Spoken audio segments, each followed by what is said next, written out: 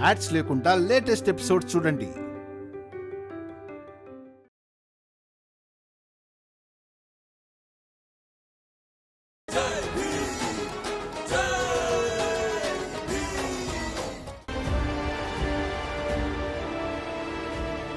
నరోత్తం జోషి గారు, మీకైతే చదవడం వచ్చు కదా, చదువుకోండి. చదివారా? ఇక వెళ్ళండి. అన్నట్టు పదే పదే మా ఇంటికి ఎందుకు వస్తారు? పరువు తీసుకోవడానికి, ఓడిపోవడానికి.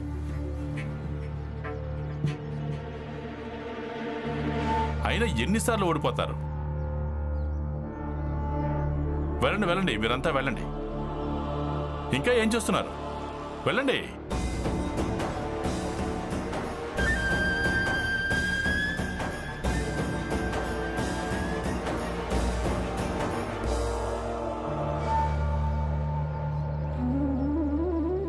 మీకు చాలా చాలా అభినందనలు.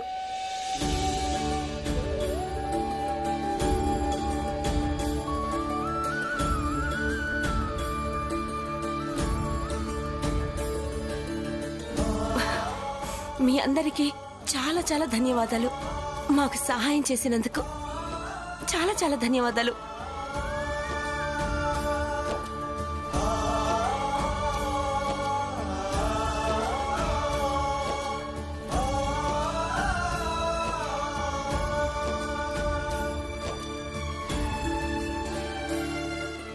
గోపాలకృష్ణ గోఖలే గారు, మిమ్మల్ని కలుసుకునే అవకాశం ఇంతవరకు దొరకలేదు. కానీ మీకు చాలా చాలా ధన్యవాదాలు.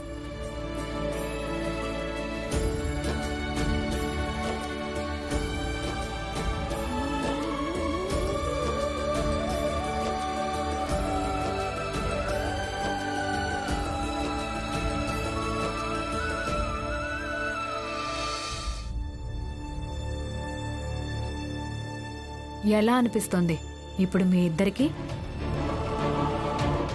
భీమ్ ఎప్పట్లానే ఈరోజు మళ్ళీ గెలిచాడు. ఇక మీ ఇద్దరి ఉద్దేశం మట్టిపాలైపోయింది కదా. కానీ మీ ఇద్దరు ఈ జన్మలో మారరు.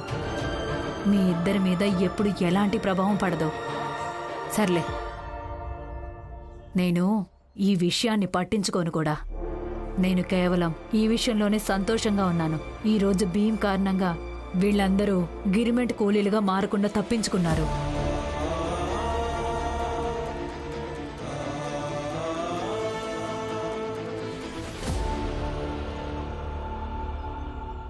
ఎవరు వెళ్ళినా వెళ్ళకపోయినా సరే నేను వెళ్తాను.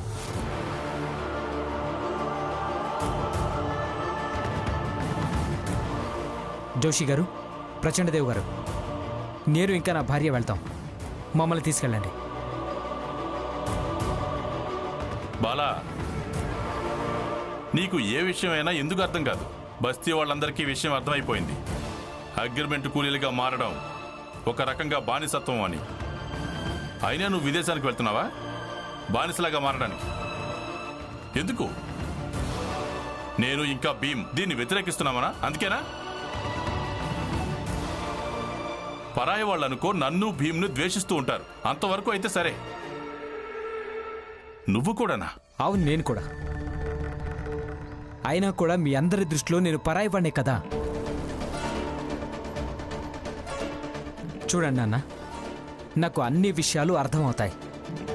ఇందాకేనో చెప్పాడు కదా, ఒకవేళ ఎవరైనా వెళ్ళడానికి నిరాకరిస్తే వాళ్ళ కోసం ఈయన కేసు వాదిస్తాడని. కానీ నేనైతే వెళ్ళడానికి సిద్ధంగా ఉన్నాను. అప్పుడు నా కేసు వాదించడానికి ఈయనకి ఎలాంటి హక్కు లేదు కదా. అందుకే చట్టపరంగా నేను ఇంకా నా భార్య వెళ్ళడానికి సిద్ధంగా ఉన్నాము.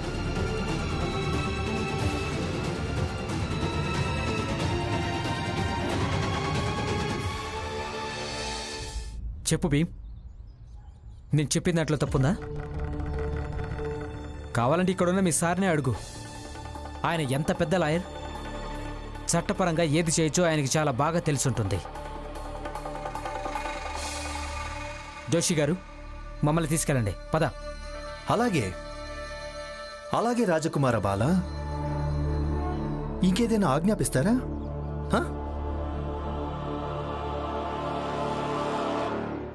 దద్దమ్మ, అక్కడే నోరు మూసుకొని నిలబడు. మీరందరూ పనికి మళ్ళా నాటకాలు ఆడుతున్నారు. అసలు మిమ్మల్ని అందరినీ ఎవడు బాగు చేయలేడు. ఎందుకంటే మీ పరిస్థితిని మార్చుకోవడం కోసం ధైర్యంగా ముందడుగు వేయాల్సి వస్తుంది.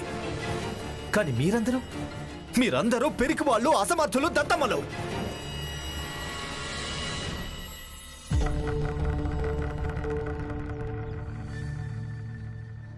నేను ఈ భీమరావు తెలివైనవాడు అనుకున్నాను, కానీ కాదు. ఈ భీమరావు తెలివైనవాడు కాదు.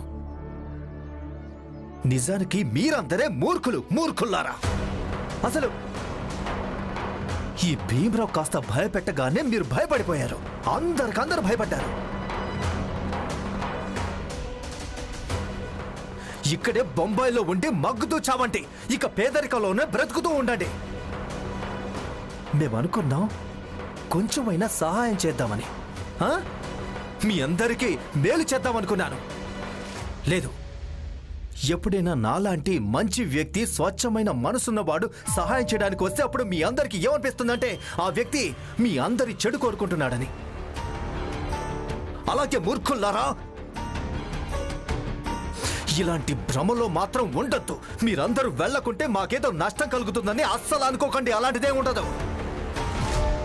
మేము తలుచుకుంటే 5 కాదు, 50 కాదు, 500 అగ్రిమెంట్ కూలీలను తీసుకెళ్లగలం. అలాగే మేము వెళ్తాం. ఇక్కడి నుంచి కాకుంటే ఇంకెక్కడి నుంచైనా, ఇంకెక్కడైనా అయితే మమ్మల్ని ఆపడం కోసం ఈ భీమరావు కూడా ఉంటాడు.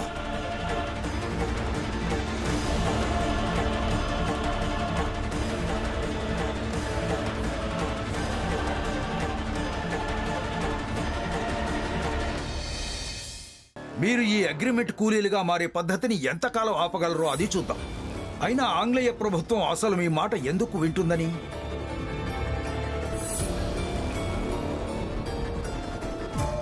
ఇక మీరందరూ కూడా పశ్చాత్తాపపడతారు. అదండి. ప్రచండదేవ్ గారు, అలాగే జోషి గారు, మీరు కూడా.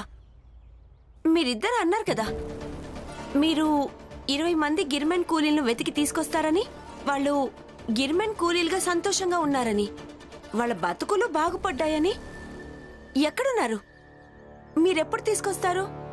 ఇక మేము వాళ్ళ మాటలు ఎప్పుడు వినాలి?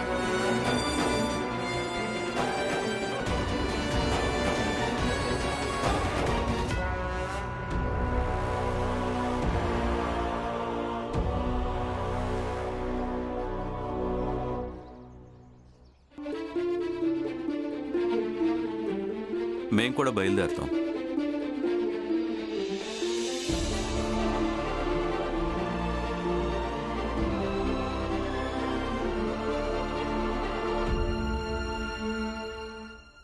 నువ్వు ఇక్కడి నుంచి పద.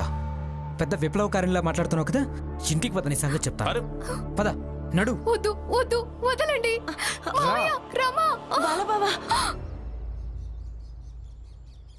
బాలబావా, అక్క ఇక్కడికి రాదు, మీరు వెళ్ళండి. రమా, భీమ్, నువ్వు నీ భార్యకు చెప్పు, ఇది నా ఇంటి వ్యవహారం అని. అలాగే నా ఇంటి వ్యవహారంలో తలదూర్చొద్దని. బాలాబావా, మీరు మీ భార్యతో ఇలా అనడానికి వీల్లేదు. ఇంటికెళ్ళి మీరేం చూపిస్తారు? ఒకవేళ రేపు మీరు అక్క విషయంలో ఏదైనా చెడు చేస్తే? చేస్తాను. అయితే మా ఇద్దరి మధ్యలో మాట్లాడడానికి నువ్వెవరవని? ఇది నా బాధ్యత అని నాకు ఇష్టం వచ్చినట్టు చేస్తాను. లేదన్నయ్య, ఏ మగాడికైనా ఒక మహిళ విషయంలో తనకిష్టం వచ్చింది చేయడానికి ఎలాంటి హక్కు లేదు. చివరికి తను ఆమె భర్త అయినా సరే.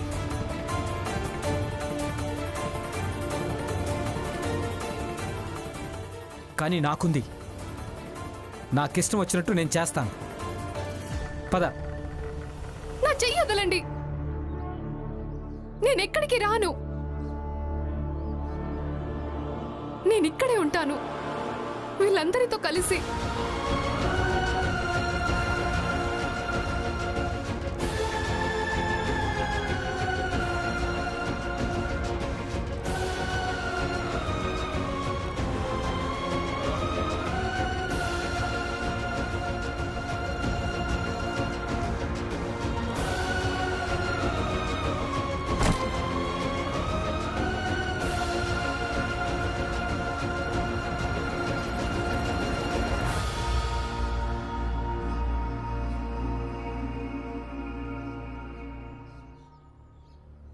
నమస్కారం గోఖలే గారు. సార్, మా పని పూర్తయింది. ఆ బస్తీలో ఎవరెవరు అగ్రిమెంట్ కూలీలుగా మారి వెళ్ళాలనుకున్నారో వాళ్ళంతా ఇప్పుడు వెళ్ళడం లేదు. వాళ్ళు ఆగిపోయారు.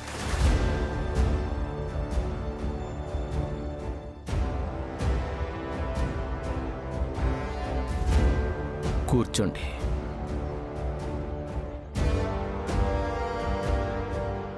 విషయం పూర్తిగా చెప్పండి. సార్, భీమ్రావ్ అంబేద్కర్ ఆ బస్తీలో ఒక నాటకం వేయించాడు. ఇక కళాకారులు ఎవరంటే కొందరు స్వయంగా అగ్రిమెంట్ కూలీలు, ఇంకొందరు అగ్రిమెంట్ కూలీల కుటుంబానికి సంబంధించిన వాళ్ళు. తెలుసు, మీరే నాకు చెప్పారు కదా. అలాంటి వాళ్ళందరి పేర్లు చిరునామాలు కూడా మీరు భీమ్రావ్ అంబేద్కర్కి ఇచ్చారని. ఇక ఆ నాటకం సహాయంతో భీమ్రావ్ అంబేద్కర్ ఆ బస్తీలోని వారందరికీ అగ్రిమెంట్ కూలీల అవస్థలను చూపించాడు. దాంతో అంతా తమ ఉద్దేశాన్ని మార్చుకున్నారు. ఇంకేముంది, వాళ్ళంతా వెళ్ళడానికి నిరాకరించారు. ఇక మన విషయంలో అంతా చాలా తేలికైపోయింది. మీ అందరికీ కూడా మన సంస్థ సర్వెంట్స్ ఆఫ్ ఇండియా సొసైటీకి, అలాగే భీమ్రావ్ అంబేద్కర్కి అభినందనలు. మీకు కూడా అభినందనలు సార్. కానీ మనం ఆగకూడదు. ఈ అగ్రిమెంట్స్ మీద కూలి పని పేరున ఏ బానిస పద్ధతి ఇప్పటికీ కొనసాగించడం జరుగుతుందో దానికి వ్యతిరేకంగా మనం పోరాడుతూ ఉండాల్సి ఉంటుంది. ఈ పోరాటం ఎంతకాలం అంటే మనం పూర్తిగా దీనికి పరిష్కారం వెతికేంత వరకు. అలాగే గోఖలే గారు. గోఖలే గారు, నేను మిమ్మల్ని ఒక ప్రశ్న అడగవచ్చా? ఒకవేళ మీరు అనుమతిస్తే. అలాగే, తప్పకుండా అడగండి. గోఖలే గారు, భీమ్రావ్ అంబేద్కర్ని కలవడానికి వాళ్ళ బస్తీకి మీరు కూడా వెళ్ళొచ్చు. అయినా మీరు వెళ్ళలేదు, ఎందుకు?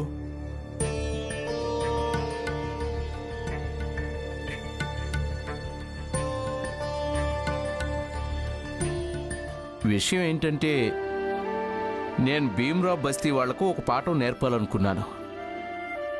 ఏ వ్యక్తి కూడా పెద్దవాడు కాదని, నిజానికి సంస్థ పెద్దదవుతుందని. ఒకవేళ నేను ఇల్లుంటే అది అందరికీ ఏమనిపించేదంటే, గోఖలే గారి సహాయంతో అందరూ అగ్రిమెంట్ కూలీలుగా మారకుండా తప్పించుకున్నారని. మీరందరూ వెళ్ళారు అంటే మన సంస్థ the servant of India society పేరుకి ఈ సఫలత దక్కింది. ఇక ఇది అవసరం కూడా. అలాగే చూడండి, మన దేశంలో ఇలాంటి సంస్థలు పటిష్టంగా మారినప్పుడే ఆ రోజు ఈ ఆంగ్లేయులు మన దేశాన్ని వదిలి వెళ్లాల్సి వస్తుంది, పూర్తిగా శాశ్వతంగా. అలాగే జరుగుతుంది గోఖలే గారు.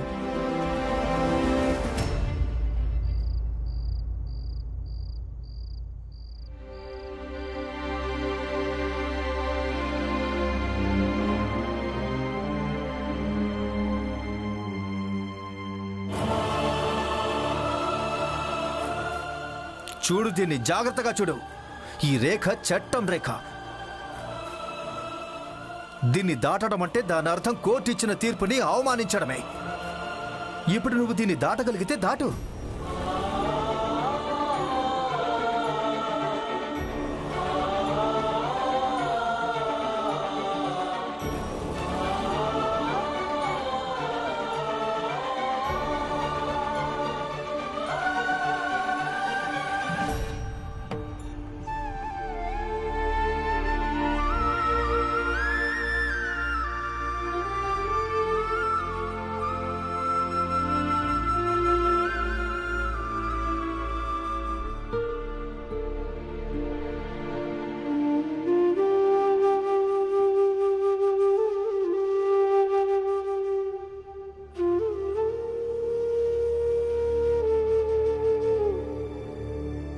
బాబు భీమ్,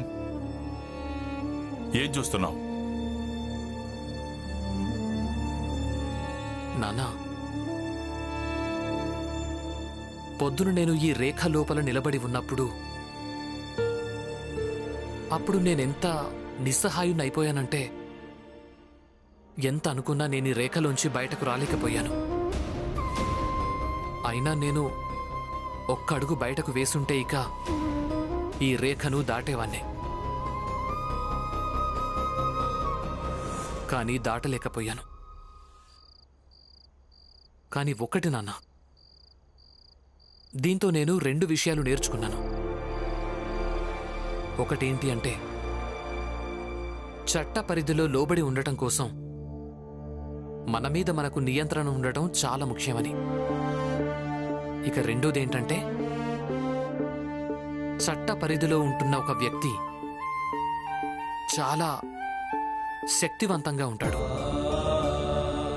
అవును, కాసేపటిదాకా ఈ రేఖ లోపలే నిలబడి ఉన్న తర్వాత నా నిస్సహాయత ఒక శక్తిగా మారిపోయింది. ఆ సమయంలో ఇక్కడ ఏవేవో జరుగుతూ ఉన్నాయి, కానీ నేను ఒక్కనే లోపల మౌనంగా నిలబడి ఉన్నాను. ఏమీ చెయ్యలేకపోతున్నాను అన్న అసమర్థత ఉంది. అయినప్పటికీ కూడా నాన్న చాలా శక్తి ఉన్నట్టు అనిపించింది. అలాగే మనసు లోపల ఒక నమ్మకం కూడా ఉంది. ఒకవేళ నేను ఈ చట్టాన్ని నమ్ముతున్నాను అంటే నాలో ఏ కోరిక అయితే ఉందో దాన్ని కూడా ఈ చట్టమే చూసుకుంటుంది అని. నిజంగా నా విషయంలో ఇది చాలా గొప్పది, అలాగే కొత్త అనుభవం నాన్న.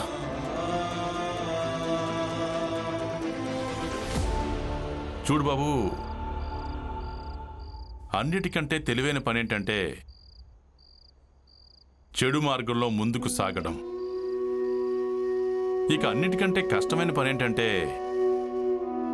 మంచి మార్గంలో ఎదురయ్యే కష్టాలతో పాటు ముందుకు సాగడం. నేను చెప్పే ఈ మాట ఎప్పుడు గుర్తుపెట్టుకో. ఈ ప్రపంచంలో ఎంతమంది చెడ్డవాళ్ళున్నా సరే, అవినీతి పరులు కూడా ఉండని, అయినా ఈ ప్రపంచం నడిచేది నిజాయితీతో, చట్టంతో. అలాగే మంచి మాట ఎప్పుడూ వినటం జరుగుతుంది. ఎలా అంటే నీ మాట గోఖలే సాబ్ విన్నట్టుగా, మెహతా సాబ్ విన్నట్టుగా, గవర్నమెంట్ సాహెబ్ విన్నట్టుగా, అలాగే ఇక ముందు కూడా వినడం జరుగుతుంది. అన్నట్టు మంచిని వినడంలో, అర్థం చేసుకోవడంలో జనాలకు కొంత సమయం పడుతుంది. కానీ ఆ సమయాన్ని నువ్వు ఇవ్వాల్సి ఉంటుంది. ఇస్తాను నాన్న. నేను జనాలకు ఖచ్చితంగా సమయం ఇస్తాను. కానీ నేను జనాలకు ఏం చెప్పాలనుకుంటున్నానో, ఏది వివరించాలనుకుంటున్నానో అది తప్పకుండా వివరిస్తాను. ఆ తర్వాత ఎదురు చూస్తూ ఉంటాను నేను చెప్పింది ఈ జనాలు ఎప్పుడు అర్థం చేసుకుంటారా అని.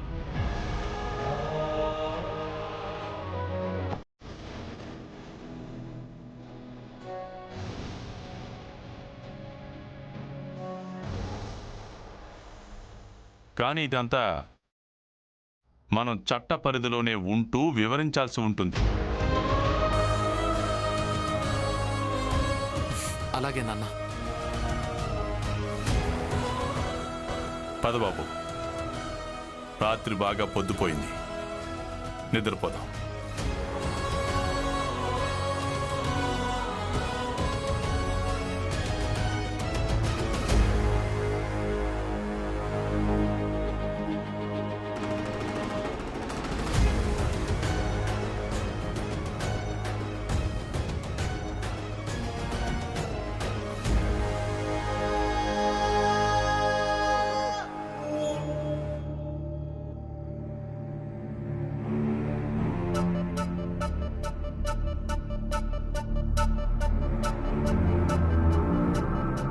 వీళ్ళందరి మొహాలు చూడండి.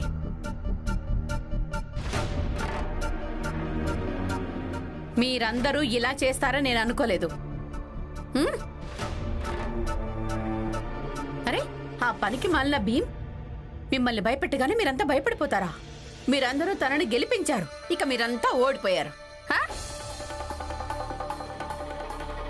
ఇప్పుడు ఎలా తనకి ఎలా ఎదురుపడతారు మీరు? తనను ఎలా వ్యతిరేకించగలరు? ఇక ఏ విషయంలోనైనా సరే ఇలా ఈ మొహాలు పెట్టుకుని వాడు ముందుకు వెళ్తారా? చెప్పండి.